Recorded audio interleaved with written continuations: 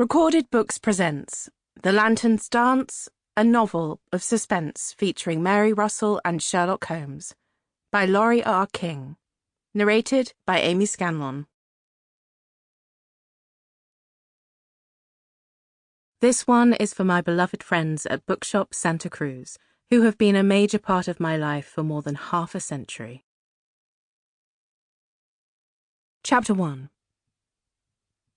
"Let me help," he said. "I can manage." "Russell, I'll get the—" "I'm fine, Holmes," I snapped. I was not fine, and when it came to admitting that an infirmity might require some help, I was proving nearly as cantankerous as Sherlock Holmes himself could be. "I can—" "Holmes, just pay the ruddy driver. I'll send someone out for the bags." Assuming they hadn't changed their minds as to the invitation or gone off to the south of France for the month. "Watch the—" "I see it," and nearly tripped over it, one crutch leg sliding into an ill-fitting stone on the walk. But he let me get on with my halting progress, stumping along the walkway towards the brightly painted door while the taxi driver undid the rope strapping our trunks and valise in place. We'd expected to be met when we got off at the station in nearby Délieux, and though the absence of a car might have been a message of sorts, that antipathy had returned, that we should simply continue on to Paris. We had been invited, we had accepted, and we had cabled ahead with our information. And even if the absence of greeting at the station had been due merely to the chronic forgetfulness of an artist, one would have thought that Damian's doctor fiancé, who had impressed even Holmes as being marvellously competent, would remember the arrival of her soon-to-be in-laws. Stepmother-in-law? Me? I reached the end of the pathway without mishap, negotiated my way up the 2 low steps, settled my balance so I could reach out for the bell, then stopped abruptly, 3 feet from the front door. After a moment, leaving the crutches tucked under my aching arms, I unfurled my fingers from the grips and raised them, hands outstretched. Resentments, unsettled scores, and long-standing acrimony were one thing. What I had not anticipated was being met by the sound of a break-action shotgun snapping into place behind me. Chapter 2.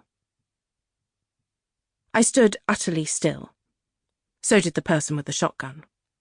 The voices from the lane concluded their business.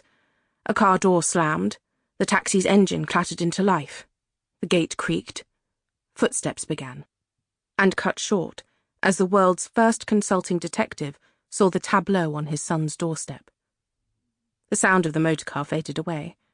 Holmes and I waited, either for the man to pull down on the trigger or to decide that we were not the enemy he seemed to be anticipating.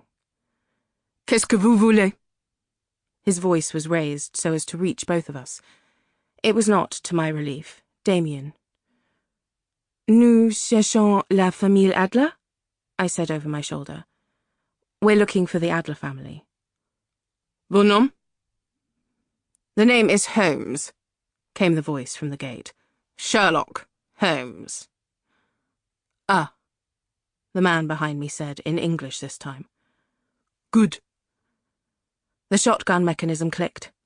I let out a shaky breath and lowered my hands onto the crutch grips, maneuvering myself around.